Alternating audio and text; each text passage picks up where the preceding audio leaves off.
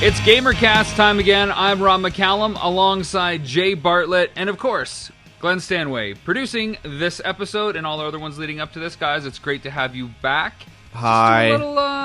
Let's just do a little chat. How's everybody doing today? How we doing? Let's make it organic. Let's do an organic I'm tired. How are you, man? How's Vegas? Vegas is great. The last 5 days we've spent shooting the final footage of the NES Club. I had our producer Jordan and director of photography Sarah come down, and we ended up, not according to plan, but we ended up building an entire set and shooting a bunch of stuff to... Well, this was always planned, where I introduced like a lot of the interview stuff that segue from, your stuff. That's awesome. Yeah, so I've been looking forward to seeing shot. That. Cool, man. Yeah, I mean, I'm getting sick of looking at all the placeholders in the cut where it's me in front of a webcam sitting there talking. I like the one where you had Jack Nicholson in. What part was that? That part was awesome. You had you had footage of The Shining in there for some reason. I was like, what the hell? I think you just did that to make me laugh. You made me laugh. No wonder you're so worried about the lawyers. Yeah, I wonder if that's going to be a problem, that I have footage from The Shining and Poltergeist in there. Wendy, light of my life. So all of a sudden it's Jack Nicholson collecting NES games. Is there a problem with that? I think that could work. That's a film that I would like to make. Jack, you want to go on the road, buddy? I got to collect all the games in 30 days, and I can't use the goddamn internet. Oh, you swore. I have to edit that. You have to use the coin noise. It is what it is. It's Rob making me earn my keep. Well, got to do something. I wish I could make a big announcement like that, like we ran into Jack Nicholson on the road.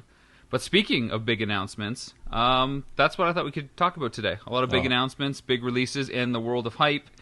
Of course, and our favorite subject, video games. Not necessarily guitars, Glenn. I'm sure there's a lot of big announcements revolving around Gretsch guitars or it's possible. Gibsons. But yeah, it's possible. Try to contain myself. Steer clear. Are you making fun of Glenn? I think I No.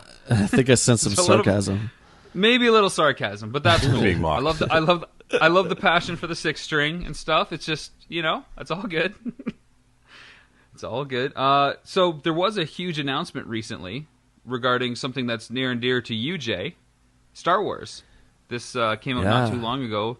This clip from the director, J.J. Abrams. So why don't you just walk us through that? Because that's a good thematic news piece that can tie into everything else. Yeah, man, I'm super excited. I just saw it this morning, actually. So I'm pretty sure it came out today. I don't know, but I saw it this morning, and it's just JJ just basically thanking the fans and offering them an opportunity to actually be in Episode 7. But what I actually really want to talk about is that it just opens up, and he's just on Tatooine in the middle of a town. I'm like, You have to remember that the prequel stuff was under lock and key. I mean, we get like a still image every month or something. He's just standing in the middle of the set, and this alien walks by, and it's got like this long head, and it's carrying all these other little baby aliens, and it wasn't computer graphics, man. I almost cried. It was an actual like mechanized puppet, if you will. Physical. Yeah. It's a physical creature. Everyone's speculating that it's I forget the creature's name, but that they're from Clone Wars. I think this creature's in Clone Wars, or the same race at least. But man, it was really cool, and he's just like, yeah, I'm just sitting here where we're filming, and it was obviously Tatooine, and everyone was, none of the big names were there, but there was just all the extras walking around in their costumes, and I was like, holy cow, man. So is your feeling that we're going to see, we're going to have a little bit more of an open door policy towards some of the stuff that's being shot, and kind of maybe get a better feel for the movie ahead of time, like the prequels where it was really, really kind of tightly guarded? And I think so. I don't know if you'll necessarily see, Mark Hamill and Harrison Ford and stuff like that until they unveil Luke and all that. But I think he'll continue to do these little updates, which you got to watch it, man. It's like a minute and a half. It's so cool. I think for the first one, sorry to get off the whole video game thing, after giving Glenn for talking about guitars. It's Star Wars, man. Yeah. Yeah, it counts. I think they got a little bit of, repair work to do on that bridge to fans, because a lot of fans weren't happy with the prequels. Whether you like them or not, a lot of fans weren't happy. So I think they're going to do a lot of a lot of stuff like this to help people feel a part of it. I don't know if it'll be the same PR tactic going into episode 8 or 9, but for episode 7, I mean, Jay, how about this? Yeah, Let me just throw this out there. Tell me about what it's going to be like when you see Mark Hamill as Luke Skywalker. The honest truth? When they release that first image as him as Luke. I'll be honest, because I wear my heart on my sleeve and all that. It'll be the waterworks, man. I'm going to lose it. Like, thinking about it now, it's giving me chills. Even to hear him speak new lines as Luke Skywalker is monumental to me. What do you think, Glenn? Or Han, like, hear Han say something new. Like, at the end of Jedi, that's it. You think, there's never going to be any more lines from Harrison Ford as Han Solo. I remember sitting in the theater seeing episode 1 and having, a long time ago in a galaxy far, far away come up, and then the fanfare and the titles and stuff, and that was pretty epic, man. That Absolutely. It was pretty amazing feeling. It's one thing back in 99, or I guess it would be 98 when we saw the first Phantom Menace trailer. Rob, you and I were together. I mean, that there's going to be another Star Wars movie. That in itself was incredible, but the fact that we're going to see Luke, Han, Leia, How about the fact that we don't know where it's going to end? And we have no idea of what's going to happen. I mean, we always knew that it would come back and it would be telling the story of how Anakin became Darth Vader. Mm-hmm. This time, especially with taking the expanded universe stuff out of the equation, again, for better or worse, we have no idea the direction that the stories are going to go, which is really thrilling, if you ask me. I love the expanded universe stuff, don't get me wrong. I'm not too upset that they're not counting it anymore, because I always knew somehow that this day would come where, George would have final say. I mean, all the books were licensed and all that, and it's great. But I mean, as soon as Attack of the Clones came out and they took Boba Fett's origin story that had been written and thrown it down the drain, that kind of, I lost all interest for books and anything after Jedi, at least anyway, right? So that's obviously a huge announcement for one of the things that you love, Star Wars. And sorry for the big delay for everybody listening who isn't a huge Star Wars fan. This is where we jump to the gaming stuff. Big announcements in gaming. Guys, E3 is around the corner. It's usually the one event all year long where we get the most wonderful time of the year. That just happened. Totally did. Where video game news comes out, and it kind of lets everybody know what's going to happen for the next 6 months and a bit into the first quarter of next year. So, Jay, I'll just throw it at you right away. What's the biggest game announcement, E3 or not, that you can remember? And walk us through that moment you heard the news. Or walk us through, like, all the speculation surrounding it. The biggest news that's coming to my head is not really an E3, but it was prior to E3 when there was just the CES, the Consumer Electronics Show. Mm-hmm. And I remember this was something that has not ever been done since, and it's when Sega released the Saturn, and it was May 5th, 1995. I remember it because I was walking by my local EB Games, and it was just in the window. And I was like, wait a minute. This was just at the CES, and they launched it the same week. That had never been done before. Consequently, it wasn't a very good move because the Saturn didn't do well, but that I thought was the coolest, most ballsy move that a game company has ever done. The Saturn was a big secret. No one knew much about it. The 32X and the 32X CD were, they were okay, but they weren't true next gen. Then Sega just, shipped it to stores. Like, here you go, here it is.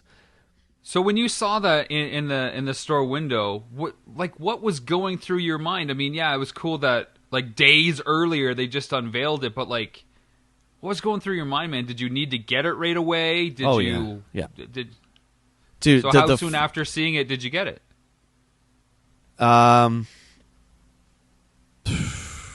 It was just a month later. I had to save a bit of cash for it.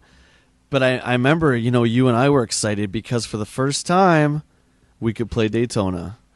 Damn right, man. I mean, it's, a pretty good home port of Daytona. It's pretty hard to do that, especially at that time, to put it on a console. But, man, you could play Daytona. We could play Virtual Fighter for the first time. And, to us then, it was exactly like the arcade. It was exciting. That was one of the first times, except for save maybe a few of the Super Nintendo Genesis titles, where the arcade games started to come home. And you started to go to the arcade a little bit less, you know? Yeah, I mean, I don't want to say it was an arcade killer, but that arcade revival in the mid-90s with, like, the Daytonas, the Killer Instincts, the Virtual Fighters, this console, the Saturn that you're bringing up, really, let you have that in your home. It was sort of like the same marketing pitch for the NES when that came out, right? Because it's like, the same graphics as Donkey Kong and stuff like that. But I don't know if it was just, our age or whatever, but when that hit, it felt different than when the NES hit. So that was really kind of cool. Glenn, do you have any kind of big announcements that caught you off guard and, that got you excited?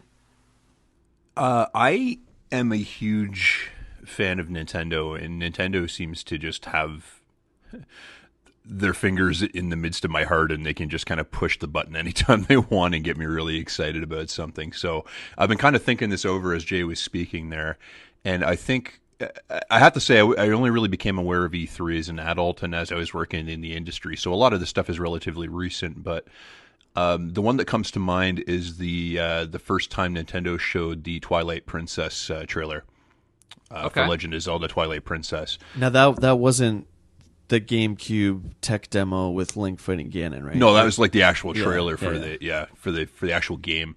Because obviously the first GameCube Zelda game that Nintendo did was Wind Waker, and if anybody remembers that far back, you'll remember how controversial Wind Waker was with a lot of the gaming community at the time it was released because of the graphic and the art style. And that was kind of the quote unquote realistic Zelda game that everybody had been clamoring for. And I just remember the way the crowd reacted in the auditorium to that trailer being shown, and capping it off with Link spinning the sword around and sticking it back in his scabbard at the end. And I remember that being a fairly big moment in my That's a good one. memory. I got chills there. You're talking about that because I remember that, man. That was something else. Yeah, I mean, I have to agree with you, man. Nintendo has this way, and, I'm sure a lot of it's nostalgia because it was the first system, the NES, for a lot of us. So, we feel maybe a little bit of devotion to it. But when they kind of want to announce something, you always want to hold out hope. There's, you can't pass immediate judgment. But my biggest kind of announcement, I remember that sticks with me is the announcement of the GameCube, right? Because it's the first time Nintendo goes to a CD. And there was so much kind of, I don't want to say controversy, but a lot of cool speculation about it. Okay, no more cartridges, so the prices are going to be lower, and memory cards, and then all these games that are going to come out for it. So there was a bit of controversy, though, remember? Because they weren't CD size, they were like mini discs. So even at that, it's like they had to be different, right? So well, and they had the Barney purple box, and I remember people being really up in arms about that. And the controller... Indigo. Which is one of my favorite controllers, by the way, and I remember people reacting to the way that thing looked. That controller's horrible, man. That C-stick, that is like the most uncomfortable analog stick ever created to use. That was the evolution to the C buttons on the N64, though, right? I think a lot of people complained about the C buttons, which, again, controllers have never bothered me, but, I mean, it was just like the next step to that, the dual analog, right? Right. And then Sony just seemed to get it right by putting them side by side. Funny about the Cube? I dispute that Sony got it right by putting them side by side. Well, that's the fine. D-pad. I'll take an Xbox controller any day. That D-pad on the GameCube was like minuscule. What was up with that? Do you remember you had? Sorry, Rob. We'll get back to that in a second. Just before I lose this thought, you had the PS2, which looked like a computer tower. You had the Xbox, which looked like it's going to crush everything, eat everything in its path. And then the little GameCube. And I remember everyone mocked it and made fun of it. And damn, man, at the time I was, thinking, I don't know if Nintendo's going to be able to pull this off. I mean, Sega's gone. They're not making hardware anymore. But I look back at my GameCube games and, oh my God, there's some of the best games Nintendo ever made. Do you agree? I love the Cube games, man. I think I said it on an earlier episode, but when it comes to collecting... that library has so many great titles because they're great titles, but it's so easily dismissed until you go back and see what they were doing. I don't think it got a fair shake for the reasons that you mentioned, right? Like the PS2 era, bam, like Sony killed it with that device. And the Xbox had so many great titles as well, which kind of left Nintendo into that third place position for kind of like the first time. But they did what they did well. They produced great quality first party titles, and let's not forget But they had third-party titles that were solid too. But they also still had Rare for a little bit, right? Yeah. They had that Star Fox Adventures, which I think is completely underrated. It's such a great game. You had that, and then what happened? And then Microsoft bought them, and nothing. Anyway, to get back to your D-pad, the fate I of will Rare say, could take up a whole show. I know. I will say the D-pad is uncomfortable on the GameCube controller. I agree. I never remember using it once, actually. I think they were really trying to minimize the usage of it, and I can't even think of times where I had to use it other than maybe selecting weapons. Menus and stuff like that. Exactly. Yeah. Thankfully. So I guess the next question I got, guys, is like really a question about hype, okay? So consoles are always big news, and we don't have consoles come out as frequently as big games. And even now it seems like they're 7, 8, and 9 years apart on the most time. And I think before it didn't seem like it was that long, maybe because, you know, in the Sega days, there was something new coming out every other year, it felt like, or every other year there was a new system with Saturn one year, and then N64 not long after that, and the PlayStation, and then the Dreamcast. It felt like every few years there was a new console. But what do you guys think when it comes to hype from when it was launched to arrival? What console had the most hype from announcement to arrival? I mean, Saturn probably not so much, right? Because it was like a week before it hit the store shelves, so nobody was dying for it. I mean, do the newer consoles like PS4 and Xbox One, you know, win this category, or is it something else? I personally have two. Sure. Again, this is not rehearsed, so I'm just really going off the top of my head here. I remember back in the 90s and up to about the mid-90s, actually, Japan would always get the console 6 months to a year before. So I remember when the Super Famicom was at our local Jumbo Video here, and you could rent it. And this was before this, a good 6 months before the Super Nintendo came out. I remember renting that system and having Super Mario World and Final Fight by Capcom. Oh, I love that game. But again, this was one of the first times that, Final Fight was a game I beat so many times in the arcade, and now I'm at home playing it. I mean, just that alone, to me, was epic. Tied only with the import copy of the N64 that I got. I mean, that was life-changing, that one. I'm going to go with 64, man. Yeah. I'm going to have to completely agree, man. I remember when that was announced, and again, Nintendo didn't have to race to be the first on the scene because they saw what Sega was doing and probably really questioning it. And of course, they had all that behind-the-scenes stuff with Sony. But when they announced the N64 and the eventual disc drive for it, man, it was so cool. And I had a Genesis, and I was ready not to jump ship from Sega because it wasn't that I had to choose allegiances, but there was something really cool about the next evolution of Nintendo, and it was going 64-bit. It was going to be, in theory, twice as cool as the PlayStation and Saturn and stuff like that. The PS1 and the Saturn were 32-bit, right? I mean, they had the CD-ROM, which is obviously now, looking back, superior technology for its own reasons, but yeah, the 64, there's something so magical about that system. But when you got that, man, oh my God, Yeah. I will never forget when you got it. First, we played Pilot Wings. We had no idea what we're doing because all the instructions and the tutorial was in Japanese and we couldn't figure it out. But then we put on Mario. And you know what? Like a lot of Japanese games that Nintendo creates, you don't need to be able to read to get it. The controller's in your hand and it just makes sense. Yeah, it was, you need X number of stars to get into the next world. Okay, it's in Princess is gone again. So yeah, and it was so cool.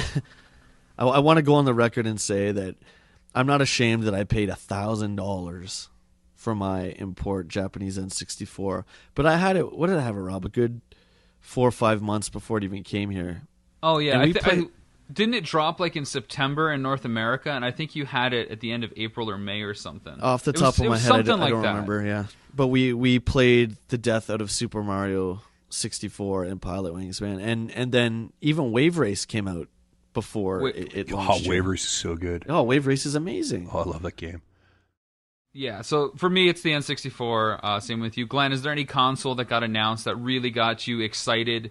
And what was? Well, I mean, let me throw this out there. How long do you guys remember waiting for that console to hit from the announcement, and what was that like? So, Glenn, give us your pick first. Oh, honestly, I get excited anytime Nintendo announces a new console. Honestly, because I like the fact that, and it's not doing it's not doing them any favors right now, but I like the fact that they don't seem content to just do what should be expected of them. I appreciate that as much as from a business perspective, that seems to kind of do them wrong sometimes. But to kind of go back to the original question you'd asked Jay, which is like, what console do you remember having the most hype from kind of announcement to time of release? Yeah. My experience was absolutely PlayStation 2. I was working for a game retailer at the time, and I remember the absolute bloody madness around that machine. And it's like I was there not selling Dreamcasts because people knew that thing was coming out. It had nothing to do with the quality of the Dreamcast. They just knew it was coming. Ergo, they weren't buying a Dreamcast. And that's unfortunate because I was a Dreamcast fan. But man, I can't just trying to get people those things when they launched, and it comes out and like the best game on it is a friggin' snowboarding game. That's just you know, yeah. and but it was incredible the hype around that thing. And then the other example that comes to mind, and this is kind of the reverse, where the hype didn't really build until it was available, but the original Wii. I was still working at the same game retailer when the Wii launched. And I remember when Nintendo announced that thing at E3, and there was kind of like a collective like shrug from everybody, like, what's Nintendo trying to do here? What is this about? What's the deal with this controller? And then people started playing it. And I've never seen anything like that, where it's like that crazy grassroots like wildfire where people just wanted the things because they got a chance to get their hands on it and really had their opinion changed by what Nintendo was trying to do with the Wii gameplay. Sports is still probably the greatest game on that system, and it's of course it's bowling. Everyone plays the bowling, but how many hours did all of us spend playing that fantastic title? You know, and once again, everyone mocks Nintendo and laughs at them, but guess what? They all copied them, and they all did it 10 times worse. 10 times worse. The Wii is an incredible system. Unfortunately, their seal of quality dropped, so you know any little indie developer just put their game on it, and nothing got tested. But, I mean, you still got some really great titles, like, you know, Twilight Princess. Was it Metroid 3's on that, right? Metroid Prime 3, yeah. Metroid Prime 3, there's a Galaxy. pretty decent Mario Kart game on there. Galaxy 2. Billy the Wizard? Wait. No. All right, So so I just killed the show. So since you guys are talking about games already, same questions for games. When a game's announced, what's the biggest game that has hype before it's launched, do you think? Glenn, go for it. Is it Twilight Princess again? I mean, you kind of talked about seeing that trailer, and there's a lot of excitement around Twilight Princess, and then they wound up launching it on 2 different consoles, and I think that maybe took some of the wind out of its sails. I think most people treated it as a Wii launch title, but they released the GameCube version of it too, just to kind of muddy the waters a bit. But God, I don't know. Halo, people seem to get really, really worked up about new Halo games, but particularly Halo 3. Halo 2 as well, actually, was... But for you, though, what was like your... Oh, man. What was the one title that you heard, and this will come out in November, and like, oh my God, that's all you could think about for a week, and then every time you saw a new screenshot, it just like occupied your mind for days? Earliest memory of that is Ocarina of Time. I remember how desperate I was to get that game, and at the time I didn't live in the city either, so my availability for game stores was a little lacking. But I remember making the road trip to pick that thing up, and I was not disappointed, and I played it for hours, like overnight on end. That was a big one for me. Any new Zelda game, any new Metroid game, same thing with Metroid Prime. I devoured that game when it launched on the Cube, and what a freaking great game that is. I think Ocarina is one of the first collector's editions that I ever pre-ordered. I don't remember too many collector's editions being launched before that I got. That's one of the first ones I remember pre-ordering too, actually. That might be the first game I ever pre-ordered. Eternal Darkness on the Cube was another big one for me. That was a game that totally lived up to the hype too. BioShock, the original BioShock. I remember being really, really, really excited for BioShock, and that game absolutely lived up to every expectation I had for it. Jay? I have a few here. Rob and I were both arcade kids at the time, and you know we spent a lot of time, a lot of money in the arcades. And in the early '90s, there was one game in particular by Capcom that I just played after school and on weekends, and you would go into the arcade with a $10 bill. The guy would give you a roll of quarters, and you would just go.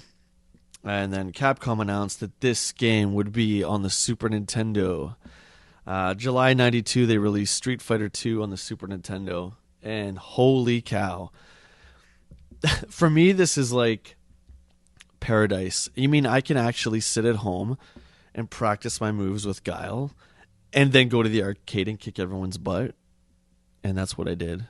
Street Fighter 2. Well, go ahead. I was going to say, well, Street Fighter, definitely a huge release. You know what the other side of that coin is for fighting game fans. Yeah, again, we're going to talk about the home port of Mortal Kombat. And they actually had a holiday around this. It was so commercialized. Mortal Monday. There was radio ads. Yeah, of course, I totally remember that. Video game ads in the magazines, I should say, and the TV ads. Mortal Monday, let me think. That was September 93. And, yep, we skipped school for that, of course. Went down to our Jumbo Video again, and then you had to choose. Now, it was a big choice. You guys remember that? If you wanted the Super Nintendo one, it had the better graphics, the bigger characters, but you lost all the gore. And so everybody bought the Genesis one. And the Genesis one, the graphics were a little muddier, but you got the blood and the true fatalities. They're also a little bloodier. They were. As it turned out. I picked the Super Nintendo one because, I just did. But Mortal Monday, and Rob, this what else is one. For big games? This is one that we can both talk about. I think I'm going to speak for both of us here. I think this is one sure. that is our favorite. This guy came out in May 2000. May I have this listed. I have this listed later, but this is a good one. Yeah. This was the spiritual successor to GoldenEye on the N64, and it was a game that I don't think got the recognition it deserves. I go on and on about this game, but it's Perfect Dark. And Rob and I actually made our first pickup video in the year 2000. We went to our local EB Games in our mall. And remember, we recorded picking up our pre-orders and the speculation when we opened the box as to what color the cart would be. Dude, our good buddy of ours just started digitizing all his VHS tapes, and he only has a partial version of this. So he only has like the first 9 minutes of it. So it's not even up to getting the games, but it's us like 14 years ago. Wow. And it's hilarious for a whole bunch of reasons. One, because I'm certainly convinced that this is going to be the best game ever, saying stuff like, oh, we better get a fan for your N64 because we're going to play that game all day long, and your system's going to melt from the heat. To just seeing the similarities between some of that video and what goes on in the NES Club, it just blows my mind. Oh, yeah, man, the way that you're talking that. to camera, the way you're talking to camera, the way that it's framed, just following you around, some of the road shots, it's funny. I mean, obviously I feel like the that NES needs to Club be a is special done so much feature. better. That should be a It special just might feature. be. It just might be. I will. Yeah, I don't want to keep going on about Perfect Dark, but I just remember, and I'll speak for everyone at this table, man. How many hours did everyone play multiplayer GoldenEye? Like hundreds and hundreds of hours, right? Like, and now you can play with your 4 buddies, or sorry, you and your 3 buddies, and now you can add bots. So now you can have, like, I think it was 12 players at the same time going on, and it was absolutely mind-blowing to me. And every weapon had a second feature, and there was tons of weapons. You could create your character, and the stat tracking in that game is still second to none. Said it. That game has the best stat tracking outside maybe some of the sports sims. So for them to take that approach to track everything like an NHL or like a Tiger Woods does or a Madden, that was such a cool addition and really a kind of a no-brainer. It had an experience system too. I mean, not numerically, but you counted down from, you were level 20 and you went backwards. And you would get these different titles as you went down. And of course, number 1 was perfect, was your title. And none of us ever got that. But it was totally awesome, man. Anyway, I'm going to have to go with that one, man. That's my favorite. So, Glenn, again, what do you think, man? I mean, the cool thing about this, maybe I'll just kind of jump ahead because it's blending in the same territory now. You mentioned you saw the trailer for Twilight Princess. When did we start getting trailers for games? I mean, that's a huge component to the hype, right? So when did that start, and what was the first trailer you remember seeing? Oh. The first trailer I remember seeing. Because I think that's a huge turning point in games, right? Because they're starting to market them like films, and if you look at like where those first trailers were and how games were then to where games are now, how they're created in the approach to them, you know, it's a clear evolutionary path to the storytelling and, you know, cinematic. I feel like that's drive. something that's definitely a more recent thing. Like I would say from like what PS2 era onwards, really late on, we were seeing a lot of trailers for PS1 or N64 stuff. Screenshots, yeah, but like... I mean, I guess trailers nowadays, because we get them on YouTube and stuff, but I remember seeing like the N64 reels and stuff that they would, you know, put on E3 and all the different screenshots that they would just post in the magazines, right? Yeah. So, I mean, in some sense, in the presentations, those are the trailers, but not like mass-marketed trailers like there are now. Jay, I mean, what are some... The first cinematic trailer that I remember seeing, I think, was Metal Gear 2 Sons of Liberty on PS2. That's the first one that's coming to my mind. I'm not. There's obviously, you know, hundreds before that, but that's the one that sticks out. I was totally thinking the same thing. Yeah, I was thinking Metal Gear Solid, but I don't remember a trailer for that. I remember for Metal Gear 2, but I was going to say Halo. Halo for sure. Yeah. I was going to ask, what if I turned that around on you and say, what are some of the most memorable trailers that you can remember? Like, what are some of the trailers that got you really, really excited about a given game? Sure. I love the one Gears of War trailer where they the Mad World trailer, Mad right? World trailer, man. And it's not Tears for Fears doing it; it's their song, but I can't. It's Gary remember. Jewell. Yeah. Oh man, that's a haunting trailer. I love it. Yeah.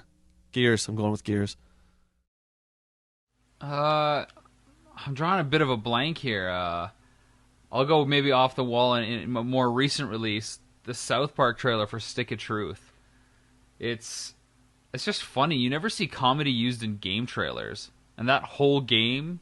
Yeah. I mean that's a game that was delayed forever and ever and ever, and that was definitely a day one pickup for me. And I played it right away, all the way through. I've never been excited for a game like that for so long. So that was kind of cool, and I think the trailer obviously had a lot to do with it, because finally a South Park game comes out that's really true to the show.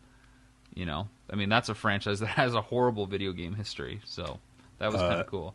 I've already mentioned the Twilight Princess trailer. I would say anytime Nintendo makes a new Smash Brothers trailer, God, they know what they're doing. They know who their base is, and they know who they're selling that stuff to.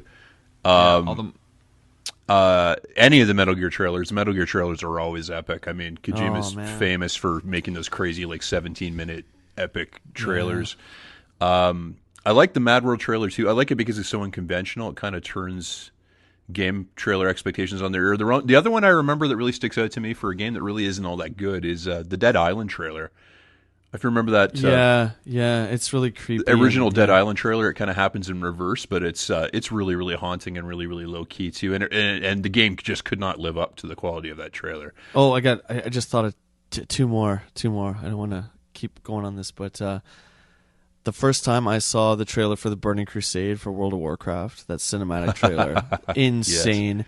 And anything you are not prepared, and I mean anything that Rockstar does. Anything that Rockstar does, because it's all in-game footage. Every trailer, man. Everyone. I was waiting for the GTA stuff to come out. Any Rockstar, like Vice City and Bully, GTA, Red Dead. I mean, and the soundtracks to those games is incredible. I really enjoy. I was going to say another one, Glenn, that fits your mold of a great trailer, not really great game.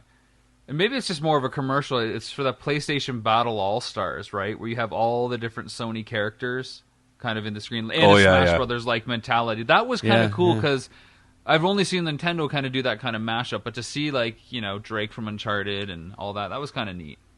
And then and original, too, wasn't it? Yeah, exactly. A couple of BioShock trailers I really like, too. I like the original Under the Sea BioShock trailer. Yeah, I dig that a lot. I like the way the song's juxtaposed against the actual trailer. Yeah, and I really like the Beast of America BioShock Infinite trailer as well. I thought that was a really, really cool trailer. Was that the CG original when Elizabeth like helps you at the window? No, and you fall, this one or- actually had the gameplay in it. It was Okay. it was more up to date in terms of what the final game ended up looking like. But Right. I dig this song a lot, and I thought the trailer used it really well. Wow, that was a great topic. That really sparked some great memories there. Awesome. Yeah, the next thing I had was talking about some of the biggest releases we got on day one, but we've mentioned Ocarina already, and we mentioned Perfect Dark. So I'll just jump ahead again. What kind of game announcements do you guys dread? Like, which ones do you hear and you're like, oh my god, why are they doing this, or how did this happen? Oh, easy. Do you want to say it or do I? Unfortunately, any Sonic game. Oh, that's not what I expect. You know, and I can't tell you guys how much I love Sega, but poor Sonic, that character's just been beat up, man. 3 words: Call of Duty. Yeah. Do not care. God, I don't care. What? Just anything that like. What will be amazing to me is if they ever manage to create another Call of Duty product that actually gives me even vague interest again. I'm just so done with it at this point. For me, it's the lack of realistic war stuff. I mean, I love Halo and I love Titanfall because it's it's sci-fi and it's all make believe. But when you start dabbling into what's the one with like Kennedys in it and stuff like that, like Is that Black Ops? I don't know, man, but Yeah, it's I think completely unappealing to me. Yeah, I so had agree. I had that as a sub point to the trailer question. Like what happens when this big trailer comes out as a huge announcement and it's kind of like yeah, whatever. I mean, I think again, Madden and Call of Duty, right? The games that we get every year. So do those kind of games even need trailers at this point? I mean, aren't the sales almost already Yes. guaranteed? No, they do. The other one that bothers me is, and I can't think of one specific trailer I give you as an example, or one specific announcement I give you as an example, but when you're waiting on something, like you're waiting on a new game from a particular franchise or featuring a character you're really into, and they kind of announce it, but they decide to do like the quote unquote interesting like alternate take on it, or they decide to take it on in a slightly different way, so it's not like a true sequel or a true follow up. Do you know what I mean? Are you talking about I've got this here. Well, I've no, got this actually- here as a sub point, Glenn, as change of direction for the franchise, like a Metroid Prime. Yeah, except that Metroid Prime's amazing. I But- apologize. Because it is. Metroid Prime's great. I disagree. Always have. I'm going to Here we punch you in go. the face. Go at it, boys. Metroid Prime is No, the best no. game on that system. Nah, you know what? Everyone likes what they like. Well, why don't you fault like it, anyone for Jay? Metroid. How about that? Glenn's allowed to like it, sure, and a lot of other people probably like it. There's obviously a bunch of the titles in that style of Metroid, but why don't you like it, Jay? And what were you feeling when you heard they were going to do Metroid that way? Why? I mean, that's like making Super Mario Brothers first person. Like the Metroid games are so great as side scrolling. I mean, they created a genre. Do you know what I mean? And then they flip it into a first person. And you know what? I'm not one of these guys that turns their nose up at a franchise, trying something different. But it just didn't appeal to me. The scanning everything in your site just didn't appeal to me. I don't know. Go ahead, say your piece. I can see you want to. I love it, and I think one of the reasons I love it is because Sucks. it is so good in spite of the fact that it could have been so bad. And it's not just that it's like it's not awful, it's that it's amazing. Like it's not just not bad, it's great. Like it's a fantastic game. It still feels like a Metroid game even though it's in first person. You still get the exploration, you still get the quality backtracking, you still get the secrets. It still feels like a Metroid game. I think the decision to put it in first person and kind of immerse you in it works really well, and Russia did a really great job of making that experience really, really immersive. So with a I'll lot throw of the that out to environmental our. effects. I'm going to throw that out to our listeners out there. Where do you guys weigh in on the Metroid Prime saga? Good, bad? What do you like about it? What do you wish it was different? We'll see what kind of viewer responses or listener responses we get on that. The kind of game announcements that I hate, Glenn, sort of like yours, when a game gets kind of hinted at and delayed and stuff. I hate when we hear the death of a console. That's what I hate. I remember hearing when the Dreamcast was getting canceled. And I guess, the death of a console announcement is also kind of the announcement of the next console, because it's the end of one era and the beginning of a next. Sometimes that can be good, like, okay, the Wii is kind of cool and we're moving on to the next thing. so we get maybe more quality games. I don't know if the Wii U was the answer. I prefer my Wii U actually in so many ways, but when Sega killed the Dreamcast, which also meant they were going out of business. When the PlayStation 4 was announced, it marked the end of the PS3, which kind of sucked too. So what do you guys think about those? You're talking about two video game companies, Nintendo and Sega. Actually everyone to that point was a video game company, and then Sony and Microsoft get involved. And you can't compete with endless money. If the PlayStation or the Xbox had failed, well, I mean, it wouldn't fail because they would just keep pumping cash into it until they won. And I think, unfortunately, Sega got pushed aside. Some of the games on the Dreamcast, especially the later games, were fantastic. A lot of them, you had some great Japanese RPGs. You had some really solid fighting games. And it really sucks, man, because that thing didn't get the attention it deserved. It's the first system to have broadband internet capability. Phantasy Star Online, man. Online play, yeah. Quake 3, I remember playing that. Let's not forget, though, that the NES had an internet connection, so it's not like they're the originator. Well, mainstream. I mean, that started to bring it mainstream, right? To us in North America, I'll say. Yeah, there's a modem in every box with that thing. But yeah, what do you guys think? What console deaths do you guys remember thinking, oh, that sucks because I really love the system, and you're not sure if the next one's going to be better? Dude, that was it. I'll just quickly say here, man. Like when Sega announced they were no longer going to make consoles. Yeah. Honest to God, like I was so depressed and sad. That was like something you never heard of. That was the end of an era. That's like one of your closest friends passing. I know that sounds weird, but you can't imagine going on playing video games without a Sega console. It just seemed so weird to me. And then they put Sonic on the GameCube. Do you remember that? I was like, that was strange. I'm sorry, really but strange. I was just like, holy crap. Even stranger than that, though, was Mario and Sonic at the Olympics. That was strange. Yeah, the two competitors are now friends, and it almost felt like they were joining together to fight the two juggernauts. But I don't know. So I guess we'll just skip ahead here again. What kind of announcements do you guys hope are made at this year's E3? Metroid. Glenn, I wasn't sure. I don't know if I quite caught that. What do you hope comes out this year, and in what form? Just for the 3DS, the Wii U? What do you think? I will take Metroid in any form I can possibly get it, except pinball. I heard they're going to take Samus and make her into a car. I heard I'm going to punch you in the face. And make kart racing Metroid. That'd be pretty cool. And immersive. Jay, what do you hope they announce at I know where you live. What do I hope they announce at E3? Oh, goodness. Well, how about this? Let's have a little bit of fun with it. What if you guys are like the president of whatever company out there, okay? Whether it's a game publisher or like one of the big console makers, and you've got E3 coming up. What announcement could you make that would, make headlines the next day? So any company out there, any console, if you want to represent a console, what kind of announcement could you make that would just like be so awesome for all the gamers in the world? Nintendo eShop crossplay on 3DS and Wii U, so I don't have to buy the same game twice if I have both platforms and want to play it on both. And GameCube game availability on eShop for Virtual Console on Wii U. Good, yeah. That'd be sick. I would be so excited if that happened. I would like a Star Wars game like Skylanders and Disney Infinity, but for like, for big guys. So just wait for Disney Infinity 3.0. No, that's why I said for big guys. So you would take, the collecting that I love about Star Wars, and just imagine having all those figures, and you can play whoever you want and whatever level you want. I think that would be cool. I also really want to see a sequel to Bully.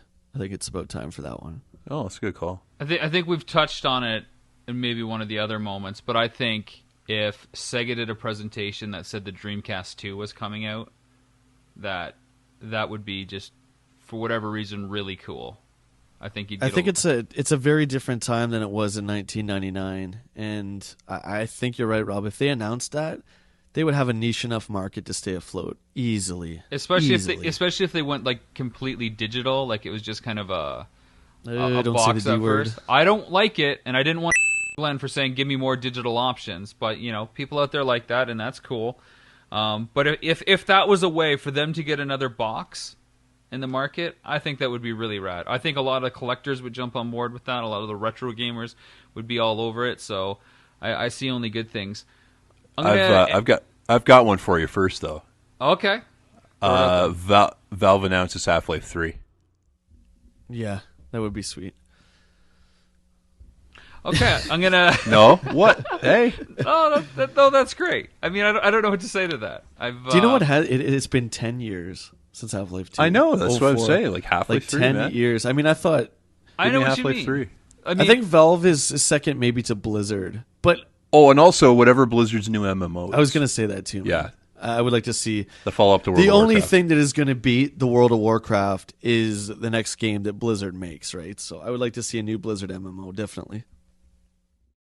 The way I want to end this episode, I guess, guys, is on a question from one of our fans. I know it's not really a Q&A thing, but somebody, Ian, our good friend Ian, who wrote us in to say how much he liked the show and then asked us a question last time, sent us a fan. Friend Ian from across the pond? It is, and I just realized he has a Twin Hi, Galaxies Ian. card, by the way, so he's an official card member like the NES Club. So that's real cool. Congrats. He says, Robert J., if you had to endure a forever Groundhog Day scenario, which is a lot like Majora's Mask from what Jay tells me, a game I haven't played because of the Water Temple and Ocarina. Also, Majora's Mask update. Remake of Majora's Mask. I would That's think that hot. too. That's hot. So if Thanks, you got, Ian. Anyway. if Jay or Rob, if you had to endure a forever Groundhog Day scenario, what NES game is in your machine? It doesn't have to be your favorite, but one you could continually or possibly enjoy for a short period of the same level or something. Yeah. So Groundhog Day, what game do you have in your system? Donkey Kong, hands down. Hands down. Why so? On the NES and obviously in the arcade, it's one of the most easy games to pick up and play, but one of the most difficult to master. The game is brutal. It is so difficult, and it's just it's fun. I love it. I think for the exact same reasons, Tetris. The exact same reasons. Just hard, fun, achievable, fair. It can bounce your way. We know that it can be quote unquote beaten or mastered, but Tetris puzzle games are always great for the brain. So, but like Donkey Kong, it's different every time. You know, the barrels are never the same. The shapes are never the same in Tetris. So yeah, it's easy to pick up and play, but hard to master. Glenn, any thoughts on what would be in your NES if you ever were to have a physical machine again in this Groundhog Day scenario? I would have to go with you, Rob. I'd totally do Tetris. What an infinitely replayable game that is, and it's different every time, and it's just as fun as the last time you played it. Sure. Cool. Well, that wraps it up again for another GamerCast. Just want to thank you guys once again for listening in. We are now officially listed on iTunes. So I know there was a little bit of controversy about being able to subscribe to iTunes through our Podomatic site. But now you can go to your iTunes store and search GamerCast NES Club, and you'll see us pop up there. So write a review and tell us how we're doing, and maybe we'll share some of those reviews on the air. I am Rob McCallum once again with Jay Bartlett. Thanks a lot, guys, and thanks for listening to us talk about games. There's nothing that we love doing more. So talk to you next time. And, of course, Glenn Stanway, our producer. Take it easy, everybody. We'll talk to you next time.